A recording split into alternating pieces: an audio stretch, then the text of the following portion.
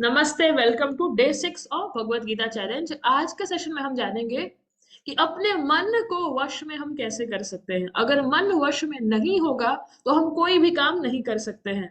अगर मन आपका मित्र नहीं बना तो भगवत गीता में भगवान श्री कृष्ण कैसे गाइड कर सकते हैं कि मन को अपना फ्रेंड कैसे बना सकते हैं।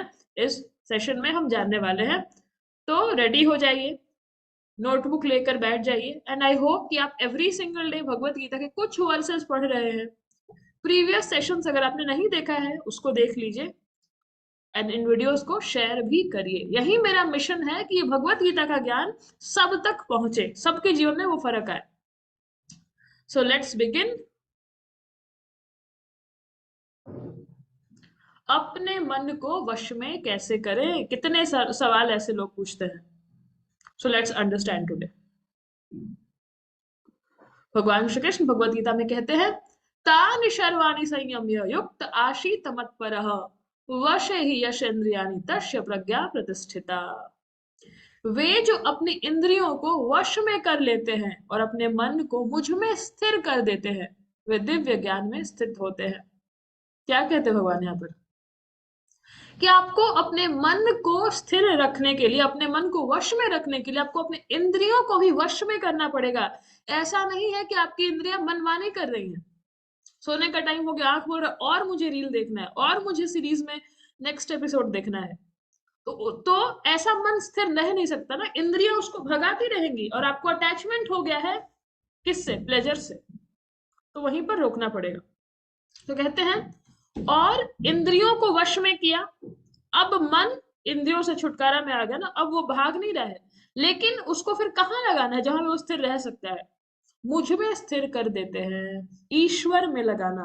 अगर मन ईश्वर के अलावा कहीं भी आपने लगाया, हृदय की बात कहती हूँ, मेरे जीवन का अनुभव है, अगर मन ईश्वर के अलावा कहीं भी आपने लगाया, स्थिर नहीं रहेगा, भागता रहेगा, दुखी हो जाएगा, खत्म हो जाएगा, वेस्ट हो जाएगा ह्यूमन लाइफ।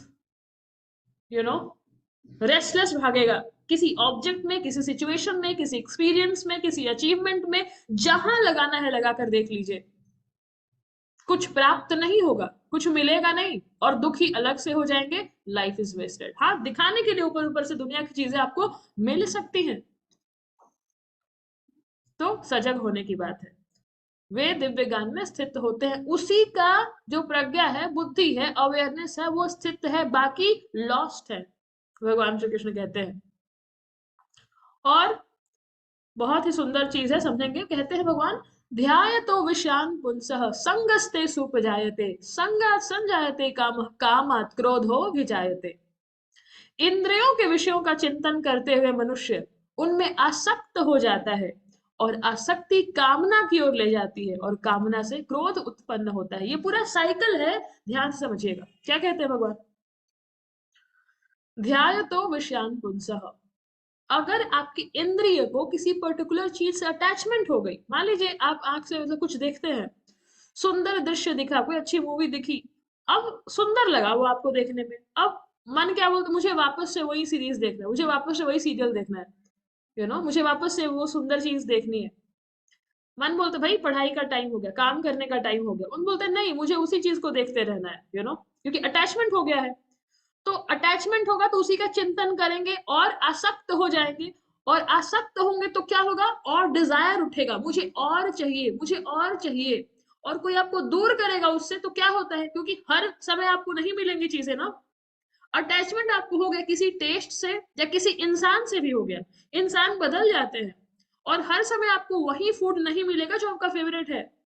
डॉक्टर मना कर देते हैं, इजंट इट? तो धीरे धीरे ये चीजें बदल गई, लेकिन हमारा अटैचमेंट हो चुका है और हमें वो हमेशा नहीं मिलेगा। और अगर आपको नहीं मिलेगा तो क्या होता है? क्रोध उत्पन्न होता है ना, नहीं मिल रहा है। और यही यही क्रोध का ओरिजिन है। अटैचमेंट हो गया है, डिजायर उठ रहा है, हर बार फुलफिल नहीं होगा। और जब फुलफिल नहीं होता है ये एंगर में जाता है, बिकॉज वो अटैच्ड है, उसके बिना ये रेस्टलेस होता है और एंग्री हो जाता है। और जिसका मन एंगर में चला गया उसका मन वश में रह सकता है क्या? आप लोग मुझे बताना।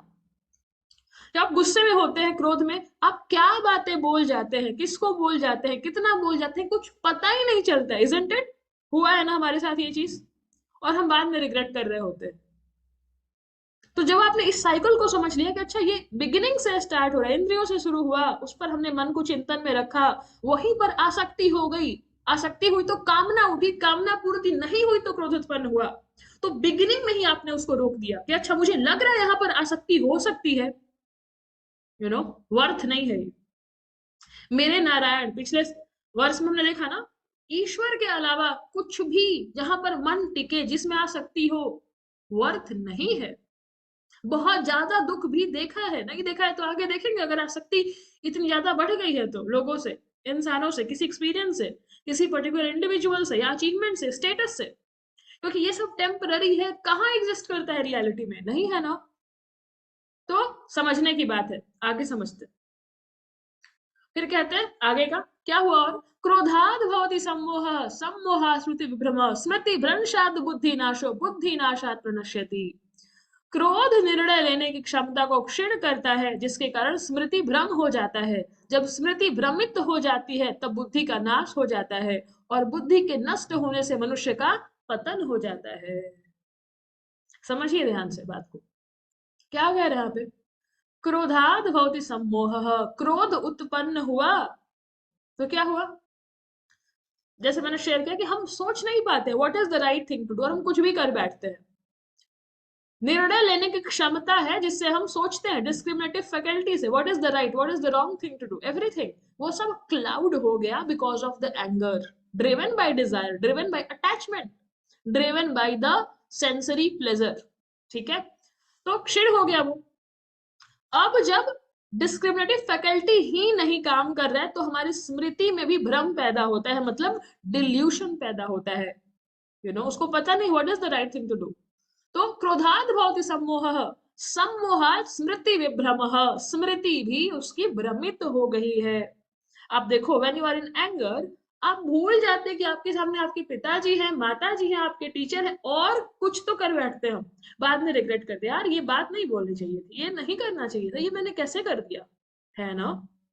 तो यही चीज हमारे साथ क्रोध करता है, हमारी स्मृति को खत्म करता है, और जिसका स्मृति खत्म हो गया वो डिफरेंशिएट ही नहीं कर सकता, वो मेमोरी के फैकल्टी को यूज नहीं कर पा रहा है, उसके साथ क्या होगा, उसका बुद्धि का नाश हो जाता है, वो अपनी बुद्धि को यूज नहीं कर पाता, इंटेलेक्ट को।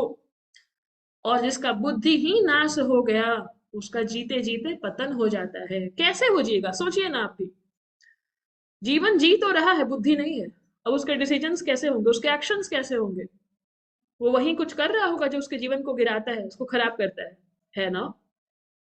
तो ये बहुत ही इंपॉर्टेंट बात है समझने योग्य, कि कैसे बुद्धि के नष्ट होने से मनुष्य का पतन हो जाता है। तो कितना इंपॉर्टेंट है अपने मन को अपने वश में करना, इसके पहले कि वो यहां तक आकर के पतन करा दे, पहले ही बिगिनिंग फेज में ही उसको रोक लेंगे, विषयों का चिंतन कर रहे वहीं पर सजग हो जाएंगे कि भाई यहाँ पर मुझे अटैचमेंट हो रहा है।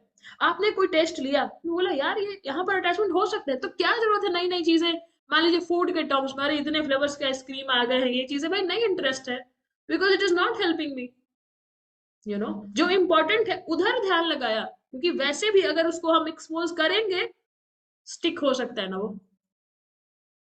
सो बहुत सजग होने की बात है, और बिगिनिंग फेज में ही आप उसको रोक सकते हैं, नहीं तो अगर वो आगे बढ़ा तो ये डिस्ट्रक्शन कर देगा।